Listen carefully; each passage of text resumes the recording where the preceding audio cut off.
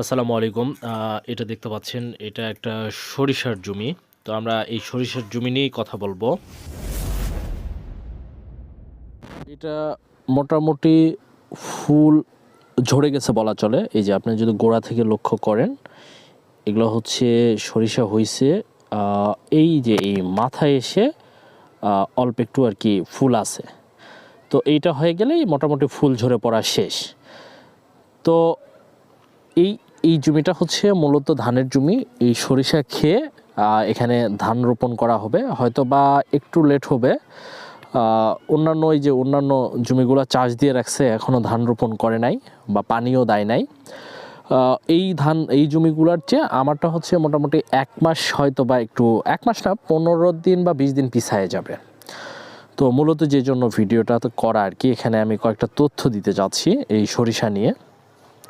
প্রথমত যে তথ্য, যদি সরিষা চাষ করা হয় কোনো ধানের জমিতে আর কি, আমন ধান খেয়ে, তারপরে আবার এটাতে বড় ধান রোপণ করা হবে। তো মাঝখানে যেটা হচ্ছে আমরা একটা সময় গ্যাপ থাকে, এই গ্যাপের মধ্যে সরিষা রোপণ করা হয়েছে। এটা মূলত তেলের চাহিদা মেটানোর জন্য সরিষা করা হয়েছে। এটা 33% জমি, মানে 1 বিঘা জমি। অনেকে বড় পরিসরে করে বাণিজ্যিক আকারে, তারপরে দেন আবার ধান রোপণ করে। তো এইটা হচ্ছে বাড়ি সরিষা 14 জাত। আর এইটাতে আমি যেটা শুরুতে বললাম, একটু হিউজ পরিমাণ খাবার দিলে সরিষাটা ভালো হয় আর কি। পরে যে খাবারগুলো থাকে সেটা ধানের জন্য কাজ করে। তো আমরা মূলত অনেক দিন থেকেই সরিষা করা হচ্ছে আর কি, ধানের জমিতে আমন ধান খেয়ে সরিষা করা হয়। তো এইটাতে আমরা হচ্ছে ব্রাক 2 জাতের ধান রোপণ করব। তো আমি শুরুতেই বললাম যে আমি কিছু তথ্য দেওয়ার জন্য। তো 1 নম্বর তথ্য, সরিষা রোপণ করার জন্য আপনাকে জমিতে পর্যাপ্ত খাবার দিতে হবে।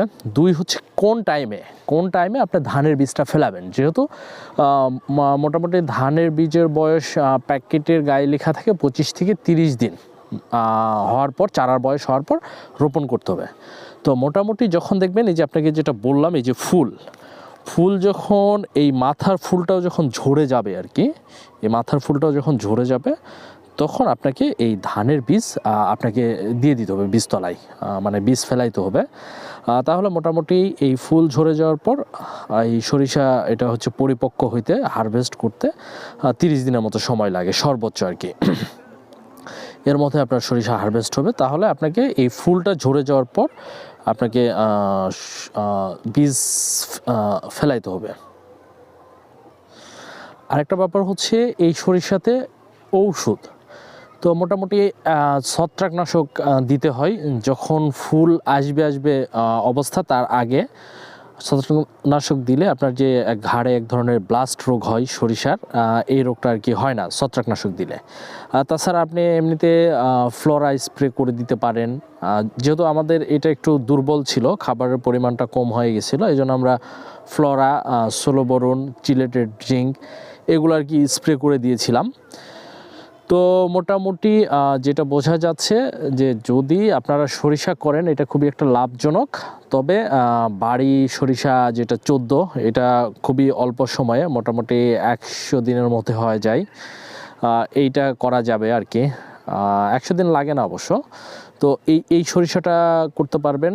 তারপরে আপনার হচ্ছে ধানের কথা যদি বলি, তাহলে আমি মনে করি ব্রাক টু ধানটা আলু বা সরিষা করে, মানে খেয়ে সেই জমিতে ধান রোপণ করলে মোটামুটি ভালো ফলন পাওয়া যায়। বিঘাতে দেখা যায় যে 20 মণ প্লাস ফলন আসে। এটা অনেক লেট করে লাগালেও ধান হয়। এটা আমি 3-4 বছর ধরে করতেছি, তো সুন্দর ধান হয়।